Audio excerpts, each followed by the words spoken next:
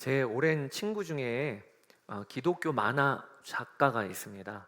그래서 만화 사도행전이라는 책도 세 권을 내서 참 귀하게 활동하고 있는 친구가 있는데요. 그 친구가 예수님을 처음 믿은 이야기가 참 재밌습니다. 초등학교 6학년 때인데 가족 중에 예수님 믿는 이가 아무도 없었어요. 근데 길을 가다가 전도자를 만나게 된 겁니다. 근데 그 전도자가 다미성교회였어요. 다미성교회가 여러분들도 아마 들어보셨겠지만 이장림 목사라고 하는 분이 시한부 종말론을 가르치고 1992년 10월 28일이 예수님 재림에 오시는 날이라 이렇게 성도들을 가르쳤습니다. 그 일로 온 나라가 떠들썩했습니다. 예수님 재림하시면 성도들이 하늘로 들려 올려져서 이걸 휴거라고 하지요. 그래서 공중에서 예수님 뵙는 날이 1992년 10월 28일이야. 그래서 방송에서 생중계까지 했었습니다. 이 다미성교회의 전도자를 이 친구가 만났는데 전도를 어떻게 받았냐면 나 10월 28일에 천국 간다. 근데 너는 지옥 간다. 그리고 전도지를 주고 간 거예요. 아니 천국 갈 방법 좀 알려주고 가야죠. 넌 지옥 가. 이렇게 하고 전도자가 가버리니까 초등학교 6학년 마음에는 10월 28일 되면 나 지옥 간대. 얼마나 두려운지. 그래서 그 다음날 학교 가서 친구에게 나 이번 주 주일에 교회 좀 데려가줘. 그래서 그 친구가 웬 떡이야. 이래서 달란트 받을 기쁨으로 그 아이 데리고 가서 그렇게 신앙생활 한 게 예수님 믿은 출발이 된 거예요. 그리고 참 감사하게 이 친구로 인하여 그 온 가족 다 구원받았습니다. 부모님도 동생도 할머니 할아버지도 다 예수님 믿게 된. 제가 그 친구 이야기를 듣다가 두 가지 너무 놀란 것은 아니 전도를 받아도 어떻게 이단의 전도를 받아서 그렇게 또 예수님을 믿게 됐나, 이것도 참 신기하고, 또 초등학교 6학년 아이가 그냥 흘려들여 보내도 될 이야기인데 어떻게 그 한마디 이야기 듣고 그렇게 두려웠을까? 하나님의 심판대가 어떻게 그렇게 또 믿어져서 두려웠을까? 그런 생각이 들었어요. 저는 오늘 여러분과 아주 중요한 주제를 하나 좀 다루려고 합니다. 그게 바로 하나님의 심판대입니다. 하나님의 심판대. 저희 비올드 교회는 이 예배 시간이 중학교 3학년부터 함께 드려요. 그러니까 사실 이 자리에 있는 우리 아이들에게는 이 주제가 참 어려운 주제일 수도 있겠어요. 왜냐하면 살 날이 창창한데 왜 갑자기 하나님의 심판대 이야기를 하는가? 그런데 들어야 돼요. 왜냐하면 이 자리에 나이 상관없이 누구라도 하나님의 심판대 앞에 서게 될 것이기 때문입니다. 그게 로마서 14장 10절 12절이에요. 제가 읽어보겠습니다. 우리가 다 하나님의 심판대 앞에 서리라. 기록되었으되 주께서 이르시되 내가 살았노니 모든 무릎이 내게 꿇을 것이요 모든 혀가 하나님께 자백하리라 하였느니라. 이러므로 우리 각 사람이 자기 일을 하나님께 직고하리라. 여러분, 우리가 하나님의 심판대 앞에 서면 어떤 일이 일어나냐? 무릎을 꿇어요. 그리고 우리 스스로 자백한다는 겁니다. 하나님이 질문하시지도 않아요.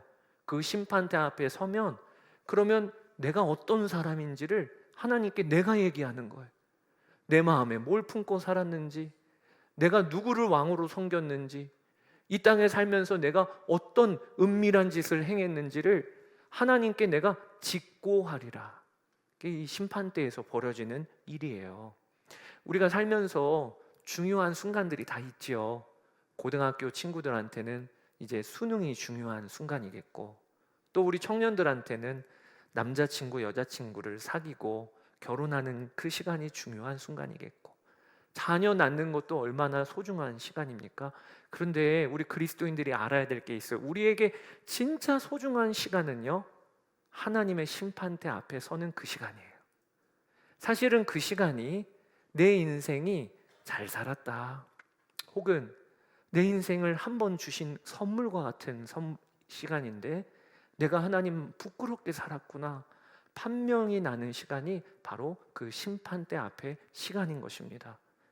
하나님의 심판대라고 하는 주제는요, 우리 신앙생활이 바르게 가고 있는지 아닌지를 점검하는 리트머스지예요. 영적으로 무뎌지고, 그리고 내가 하나님과 관계가 멀어지면, 그러면 이번 한 주간을 살면서도 하나님의 심판대, 천국과 지옥, 이 주제가요 귀에 들리지를 않습니다. 온통 머리에 생각하고 마음에 품는 게 요한일서 2장 16절에 이 세상에 있는 모든 것이 육신의 정욕, 안목의 정욕, 이생의 자랑이니 다 아버지께로부터 온 것이 아니요 세상으로부터 온 것이라. 온통 이생의 자랑만 하고 다녀요. 무슨 차 타고 다닐까? 어느 집에서 사나? 어느 대학 가나? 어느 직장 가나? 여행은 어디로 가나? 온통 이 생각만 하고 사는 거예요. 그러면 지금 내가 하나님과 사실은 엄청 멀어져 있는 거예요. 반대로 예배가 살고 기도가 살면 살수록 어떤 역사가 우리 가운데 일어나냐? 천국과 지옥이 실제가 되는 겁니다. 하나님 나라가 있어. 하나님의 심판대가 기다리고 있어. 그러면서 그것이 중요한 주제가 되어지고 마음의 각성이 되어지고 자주 생각나게 되는 거예요. 한 번은 폴 워셔 목사님, 미국의 아주 유명한 복음 전도자이죠. 폴 워셔 목사님이 오하이오주에서 설교를 하였는데, 설교가 끝나지도 않았는데 어린 소년이 일어나는 거예요. 그러더니만 예배 중간에 부들부들 떨면서 앞으로 나오는 겁니다. 사람들이 다 깜짝 놀랐죠. 무슨 일인가? 폴 워셔 목사님이 질문했어요. 아이야, 무슨 일이니? 그랬더니 그 아이가 저처럼 사악한 죄인도 구원하실까요? 이렇게 물어보는 거예요. 아니, 무슨 일이길래 저렇게 부들부들 떨면서 나처럼 사악한 죄인도 이렇게 얘기를 하나? 넌 무슨 잘못을 했니? 그랬더니 이 아이가 엄마 말씀 안 들었어요. 그러는 거예요. 사람들이 피식 웃었습니다. 다. 아니, 저게 무슨 사악한 죄인이라고 부들부들 떨면서 나올까? 근데 그때 폴 워셔 목사님이 하나님이 이 아이를 통해 우리 모든 어른들에게 하실 말씀이 있구나. 그리고 이렇게 선포했어요. 하나님께서 이 아이를 통해 죄가 얼마나 엄청난 결과를 초래할 것인가를 우리에게 보여주십니다. 아이가 엄마 말에 불순종하는 그 작아 보이는 죄라도 심판받을 죄이며 예수님께로부터 영원히 분리된 채 지옥 가기에 충분합니다. 여러분, 이게 부흥회 때 일어나는 일들이에요. 부흥회 때는요, 하나님의 심판 때가 먼 이야기가 아니고 내가 이번 한 주간도 하나님의 심판대 앞에 오라 하면 서야 되는 게 우리예요. 순서가 있는 것도 아니에요. 하나님의 나라와 지옥이 보이고 이게 영적으로 각성이 될 때 우리가 주님께 가까이 가면 갈수록 일어나는 현상입니다. 많은 이들이 오해하기를 하나님 나라 이야기하고 천국 지옥 얘기하면 현실 도피적인 사람이 되는 줄 알아요. 아니, 교회 가면 맨날 천국 지옥 얘기하고 하나님 나라 이야기하면 그러면 현실에서 감각이 없어지지 않겠어? 오해입니다. 기독교 역사를 보면 하나님 나라가 더 분명해질수록 오히려 현실적인 사람이 됩니다. 내가 이렇게 살면 안 되지. 멀리 해야 될 걸 멀리하고 정말 소중한 것들이 뭐가 있는지를 비로소 보게 되고, 그래서 부흥회 때 사람들이 생활이 달라져요. 바르게 잡히게 되기 시작해요. 이게 하나님 나라라고 하는 주제고 하나님의 심판대라고 하는 주제입니다. 예수님은 우리에게 말씀하시기를 너희가 준비하라고 했어요. 마태복음 24장 44절 같이 한번 읽어보실까요? 이러므로 너희도 준비하고 있으라. 생각하지 않은 때에 인자가 오리라.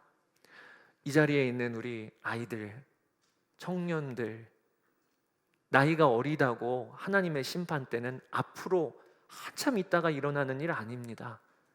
우리가 준비하고 있어야 돼요. 그리고 그 준비된 삶으로 한 주 한 주 살면 하나님이 우리의 삶을 존귀하게 세워주십니다. 오늘 말씀을 꼭 들어야 하는 거죠. 그러면 어떻게 하나님의 심판대 앞에 설 준비를 하는 것인가? 그게 오늘 본문에 두 가지로 나와 있어요. 사도 요한은 지금까지는 너희가 사랑해라, 새 계명을 주노니 너희가 사랑해라 이 이야기를 하셨어요. 하나님이 우리를 사랑하셨으니 마땅히 우리가 형제자매 사랑하는 게 마땅하다. 그런데 오늘 본문에는 사랑해야 될 또 다른 이유가 하나가 더 추가돼요. 그게 무엇이냐면 하나님 심판대 앞에 섰을 때 두려워하지 않으려면 그러면 사랑해야 된다, 이 이야기를 하시는 거예요. 18절, 사랑에는 두려움이 없습니다. 완전한 사랑은 두려움을 내쫓습니다. 두려움은 징벌과 관련이 있습니다. 두려워하는 사람은 아직 사랑을 완성하지 못한 사람입니다.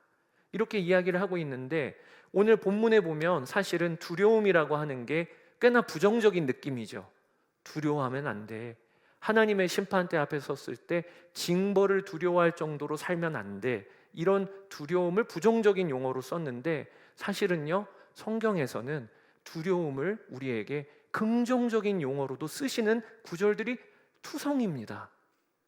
그런데 두려우라고 할 때 누구를 두려워하라고 하시냐면 여호와 하나님을 두려워하라고 하세요. 자, 잠언 9장 10절에 여호와를 경외하는 것, 이거 두려워하는 것입니다. 지혜의 근본이요 거룩하신 자를 아는 것이 명철이니라. 누가복음 1장 50절에 여호와의 긍휼하심이 두려워하는 자에게 대대로 이르는도다. 그러니까 성경은요, 어디에서는 두려워하지 말라라고 그렇게 무수히 많이 이야기하시고, 그리고 어디에서는 구약에서만 300번 넘게 하나님을 대할 때 두려워하라라고 말씀을 하십니다. 헷갈리지요. 그래서 오늘 여러분께 첫 번째, 하나님의 심판대 앞에 서는 건 어떻게 준비하는 거냐? 여러분, 하나님을 두려워해야 합니다. 하나님을 경외한다고 성경에선 표현하고 있어요. 그래서 fear of God, 하나님을 두려워하라 라고 하는 걸 어디에서는 두려워하라, 어디에서는 경외하라, 이렇게 이야기하고 있어요. 오늘 우리가 꼭 마음에 품을 것, 심판대를 우리가 앞두고 설 준비, 경외하는 삶을 살아야 돼요. 경외하는 삶. 어떤 분들이 두려워하라, 경외하라, 이게 어떤 차이야 도대체, 이렇게 생각을 하시는데 오늘 먼저 여러분께 그 이야기를 드릴게요. 먼저는 성경에서는요, 두려움의 대상을 바로 하라고 말씀하세요. 하나님을 두려워하는 자들은 엉뚱한 걸 두려워하지 않게 됩니다. 이게 성경의 아주 중요한 증언이에요. 그 대표적인 사람이 누구냐면 다윗입니다. 다윗이 하나님을 두려워하니까 어떤 일이 벌어지냐? 골리앗이 두렵지가 않은 거예요. 다니엘이 하나님을 두려워하니까, 그러니까 대제국의 왕이 두렵지가 않은 거예요. 바른 두려움을 가지라고 성경에서는 이야기해주고 계십니다. 뿐만 아니라 우리가 이 땅에서 하나님을 두려워하며 살면, 그러면 하나님의 심판대 앞에 섰을 때는 두려움이 없다고 알려주시는 거예요. 여러분, 하나님을 두려워해야 돼요.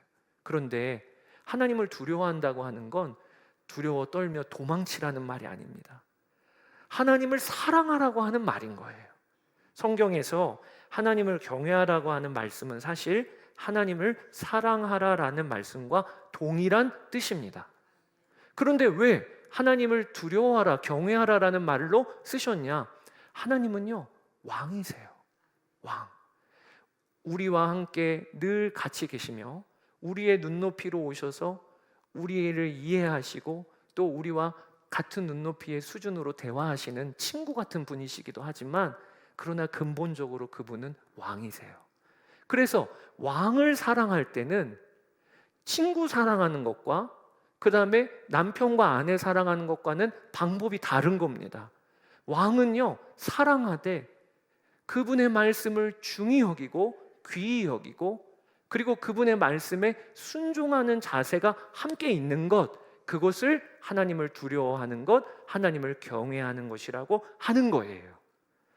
독일에 마리아 자매회를 설립한 바실레아 슈링크 여사가 있어요. 근데 그 바실레아 슈링크 여사가 인생 모토가 있습니다.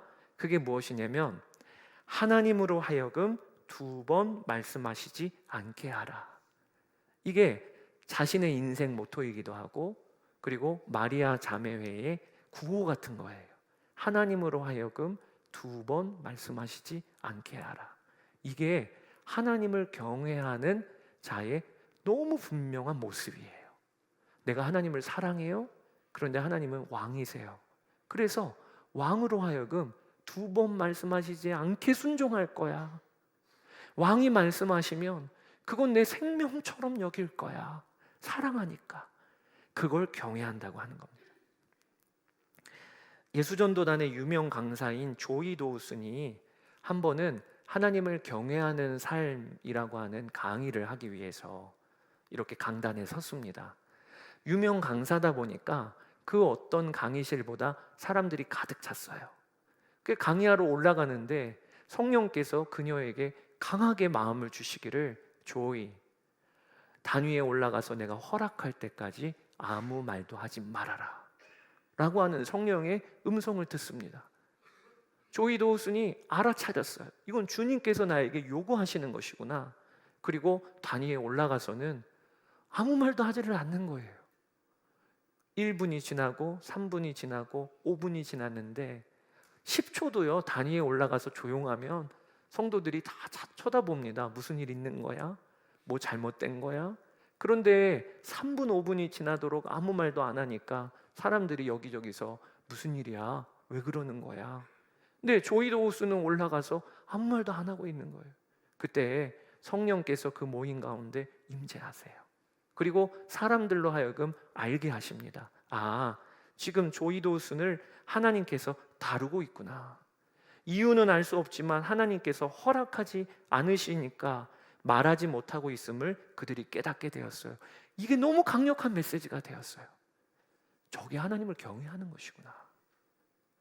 하나님을 경외하는 삶에 대한 어떤 강의보다 그 조이 도우슨이 단위에 올라가서 하나님 주신 감동에 순종해서 말을 안 하고 있던 그 모습이, 야, 저게 하나님을 경외하는 것이구나. 하나님을 사랑하는데 그 사랑하시는 하나님이 나에게 요구하시면 왕이 요구하신 거니까 그건 내가 순종하는 거예요. 그걸 경외하는 것이라고 하는 거예요. 여러분, 하나님을 두려워하는 사람이 있습니다. 그리고 하나님을 경외하는 사람이 있습니다. 그 차이가 어디에서 나오냐? 하나님을 두려워하는 사람은요, 하나님을 피합니다. 아담과 하와가 선악과를 먹은 후에 하나님이 두려웠다고 되어 있죠. 거기에도 fear of God이에요. 그리고 헬라어로 번역을 하면 포보스라고 하는 단어예요. 그들은 하나님을 두려워하니까 어떤 일이 벌어졌냐? 피해 숨었어요. 하나님으로부터 도망쳤어요. 이게 하나님이 두려운 자의 모습입니다. 반대로 똑같은 단어이지만 경외하는 자는 어떤 일이 벌어지냐? 하나님이 두렵지만 사랑함으로 하나님께 나아갑니다. 그 대표적인 모습이 시내산에 하나님이 강림하셨을 때 모세의 모습이에요. 이스라엘 백성들을 하나님이 시내산으로 이끌어 오신 후에 시내산에 강림하십니다. 그때 어떤 일들이 벌어지냐? 산 전체에 우레소리가 들리고 지진이 나고 번개가 칩니다. 그러니까 사람들 눈에 보기에는 두려운 거예요. 지축이 흔들리니까요. 굉음이 들리니까요.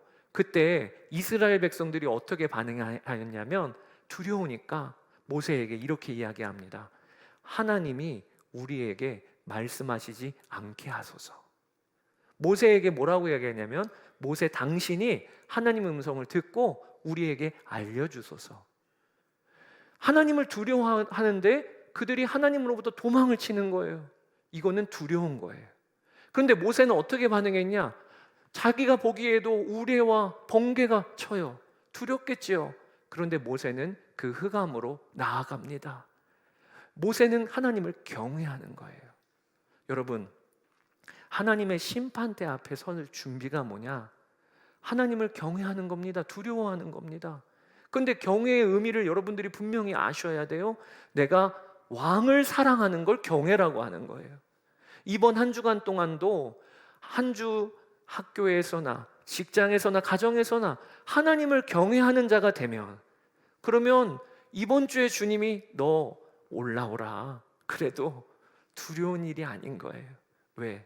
내가 하나님을 평소에 두려워하고 있었고 경외하고 있었기 때문에 하나님의 심판대 앞에 섰을 때는 두려움이 없는 거지요.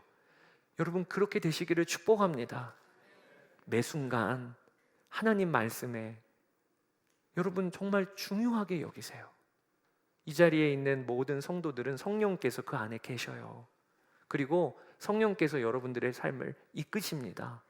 어떨 때에는 말씀이 떠오르기도 하시고, 어떨 때에는 길을 가다가도 언뜻 한 단어가 떠오르기도 하시고, 또 어떨 때에는 같은 성도의 교제를 통하여 권면도 듣게 하시고, 목사나 혹은 전도사님들을 통하여 어떤 말씀도 듣게 하시고, 이거 다 성령께서 여러분들의 삶을 인도하시는 방법이에요. 그런데 중요한 것이 그것을 친구 이야기 듣듯이 권면으로 들으시면 안 돼요.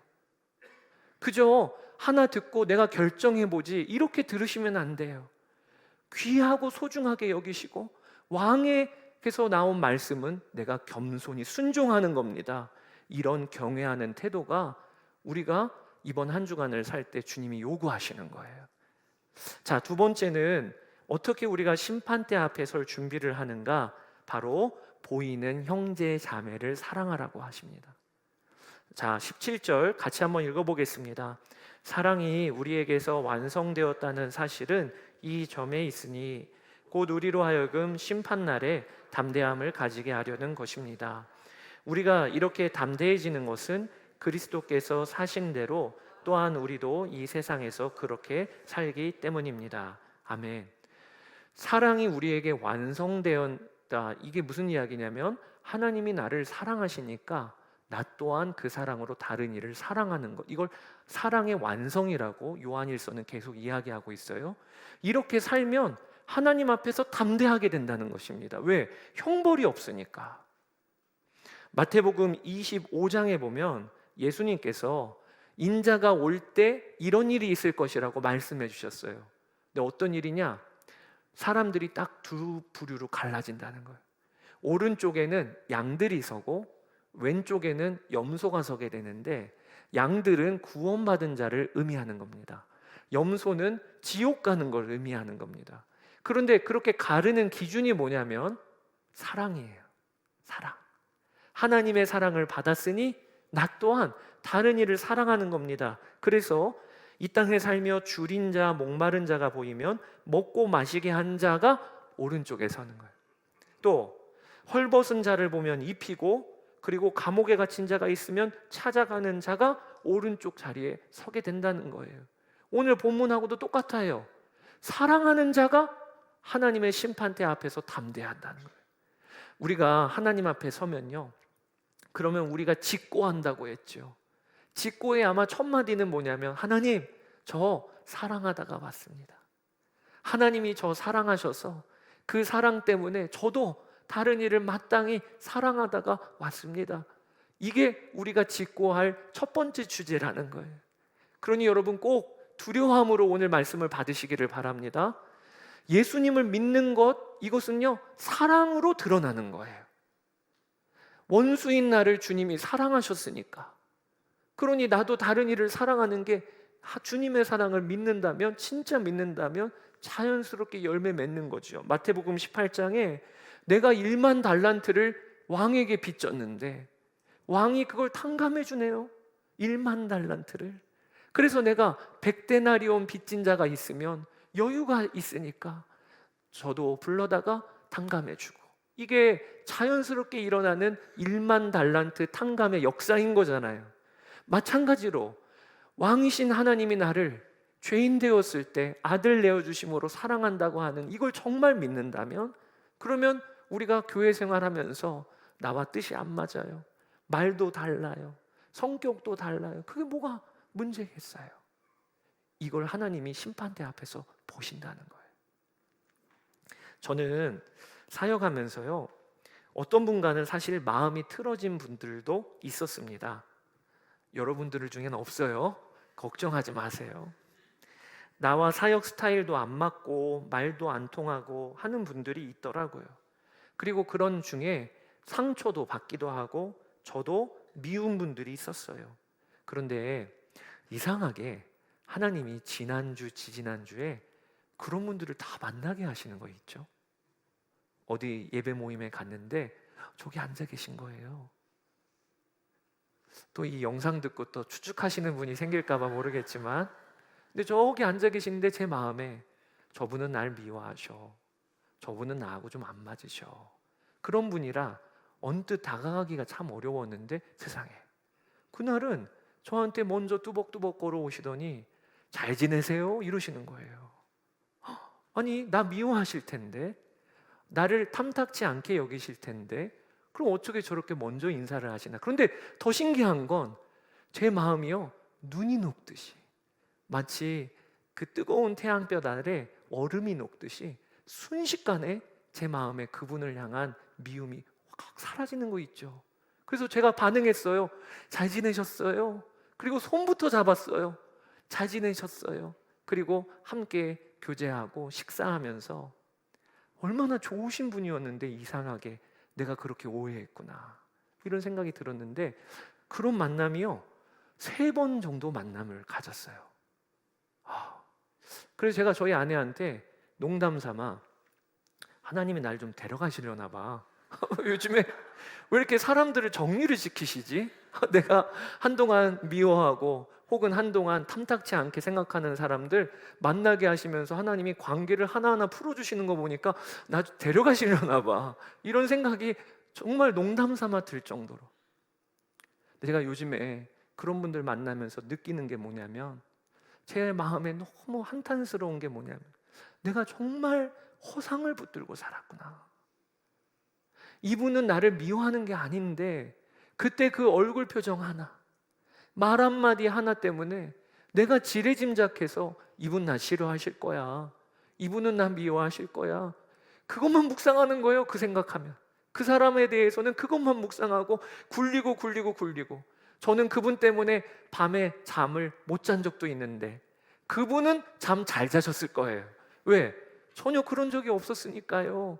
그러면서 제 마음에 내가 얼마나 어리석게 살았나. 사실은 그렇지가 않은데, 실상은 없는데 허상만 붙들고 굴리며 미워하고 담쌓고 갈라서는 이게 얼마나 부끄러운 삶인가를 요즘에 생각을 하면서, 하나님이 또 그런 저를 긍휼히 여기셔서 계속 정리하게 하시고 정결하게 하시고 관계가 다 풀어지게 하시니까 요즘은요 어떤 생각이 드냐면요, 야 진짜 하나님과의 기도의 자리에 나아가면 그렇게 즐거운 거 있죠. 지난 금요 겟세마네 기도회를 하는데 그저 1시간 동안 하나님 앞에 앉아서 구할 것도 기억도 안 나요. 뭘 구해야 될지도 모르겠고 그저 그 자리에 앉아 있는 게 행복한데, 마치 어린아이가 어미 품에 이렇게 안겨 있을 때 평안한 것처럼 그 1시간 동안 그렇게 행복하게 기도의 자리를 무릎을 꿇고 있고, 그리고 십자가만 보면 그 앞에 나가서 기도하고 싶고. 그래서 요즘에 제가 알게 되는 게, 하나님 앞에 서는 그날도 꼭 이와 같은 일이 벌어지는 거예요. 사람들을 용서하고 또 용서를 구하고 관계가 풀어지고 이러면서 하나님 앞에 서면 두려울 게 없는 거예요. 그저 할렐루야 하나님 저 왔어요, 할렐루야 하나님 감사해요, 이게 우리의 고백이 되는 것이죠. 이거 앞으로 하시면 안 돼요. 이번 주에 그렇게 되시기를 축복합니다. 경남에 거창교회라고 있어요. 근데 거기에 주남선 목사님이라고 하는 우리 한국 기독교 역사에 아주 유명한 신앙의 선배가 계십니다. 근데 이 주남선 목사님은 일제의 신사 참배 강요를 거부해서 1940년 7월 16일에 감옥에 수감되었다가 8.15 광복대 해방으로 추록하게 됩니다. 그리고 거창의 교회로 돌아오게 되었어요. 근데 돌아와 보니까 그 사이에 여러 풍파가 일어났습니다. 대표적인 건 목사님을 반대하는 반대파 성도들이 목사님의 가족들을 다 쫓아내 버렸어요. 그리고 담임 목사직에서 이 목사님을 출교, 사면하여 버린 겁니다. 그런 결정을 해버린 거예요. 근데 목사님이 광복으로 추록을 해서 다시 돌아와서 담임자의 자리에 앉게 된 겁니다. 교인들 사이에 확 반이 갈라졌어요.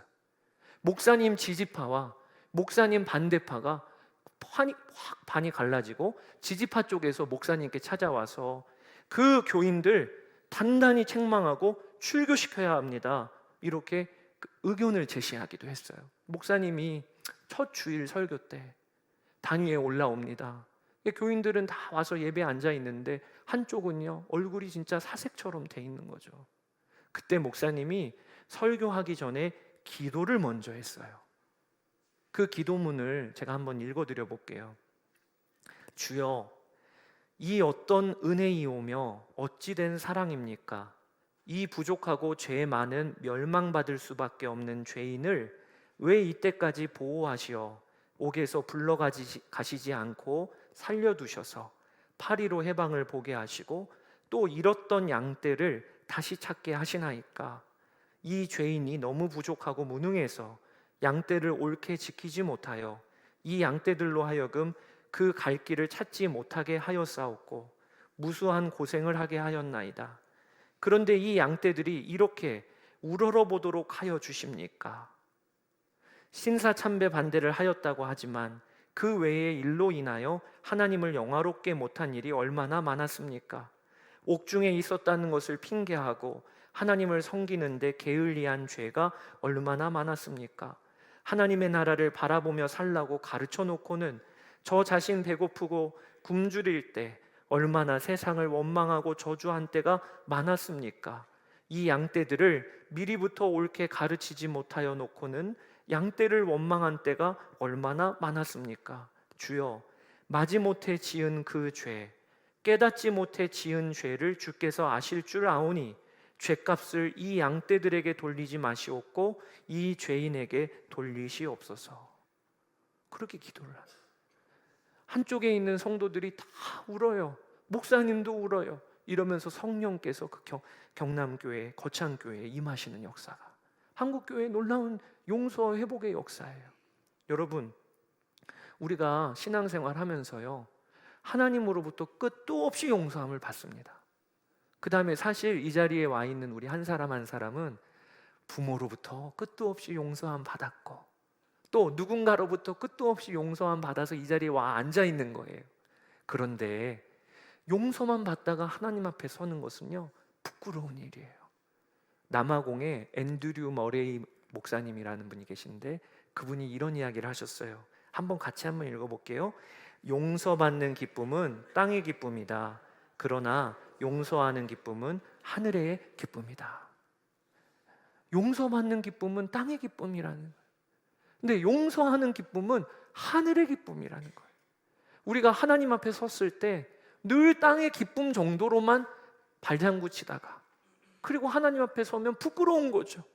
나도 용서하고 나도 받아주고 다른 이를 품어주고 그리고 부지런히 사랑하다가 그러다가 하나님 앞에 서는 그것이 복이에요. 사랑하는 여러분, 저는 이번 한 주간 동안 우리가 하나님 앞에 설 준비를 한번 해보자, 그런 운동을 한번 해보고 싶어요. 지금 우리가 사순절 기간을 보내고 있잖아요. 근데 이 사순절 기간은 사실은 나의 죽음을 확인하고 예수님이 내 생명 되셨음을 경험하고 누리는 주간이거든요. 그러니까 이번 사순절 기간 동안에 하나님의 심판대 앞에 선다, 이 주제는요 너무 중요하고 필요한 주제예요. 어디를 가든지 내가 하나님 앞에 심판대 앞에 선다면 나는 무슨 직고를 할까? 하나님, 제가 사랑하다 왔어요. 용서하다 왔어요. 그리고 제가 왕이신 하나님을 경외하다 왔어요. 이게 우리의 고백이 되는 이번 한 주간이 되시기를 축복하고 또 그런 사순절 보내시기도 축복합니다. 오늘 말씀을 준비하면서 떠오른 찬양이 주님 다시 오실 때까지 나는 그 길을 가리라. 그리고 영광의 주님 앞에 섰을 때 그런 감각으로 우리 한번 찬양을 부른 후에 그리고 이 시간 결단하는 기도로 이어나가면 좋겠습니다. 이 시간 주님 다시 오실 때까지 함께 찬양하겠습니다. 주님 다시 오실 때까지 나는 네 길을 가리라. 좁은 길 나의 십자가 지고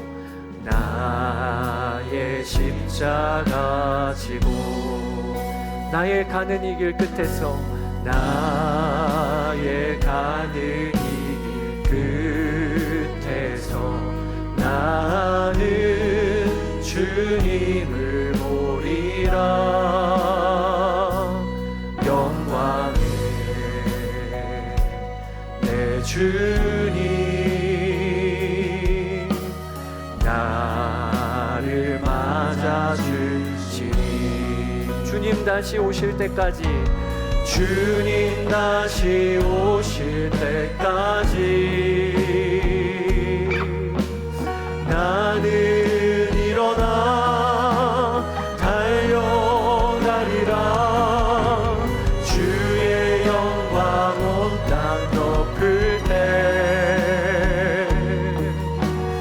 나는 일어나 노래하리 내 사모하는 주님 내 사모하는 주님